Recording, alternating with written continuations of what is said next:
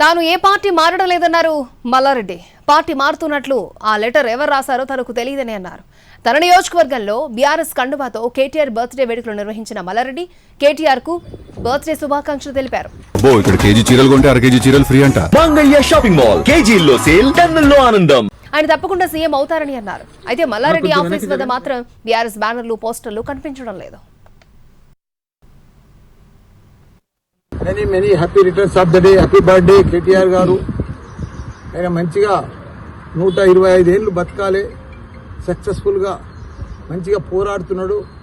తప్పకుండా మన తెలంగాణకు సీఎం కూడా కావాలని కోరుకుంటున్నాం. రాసినందుకు చాలా బాధ అనిపిస్తుంది నాకు. ఎవరో అడ్రస్ కూడా రాయలేదు. తప్పకుండా నేను కలుస్తా. నేను ఆయన బాధ అంతా నేను పార్టీలకి వెళ్ళి మారుతున్నాను బాధ. అది రాసిండు, నాకు కూడా బాధ అనిపించింది. చాలా ఇబ్బందికరం ఉంది. అడ్రస్ తెస్తే తప్పకుండా ఆయన ఇంటికి పోతుంటే తప్పకుండా నేను ఎట్లయినా అడ్రస్ తెచ్చుకొని పోతా.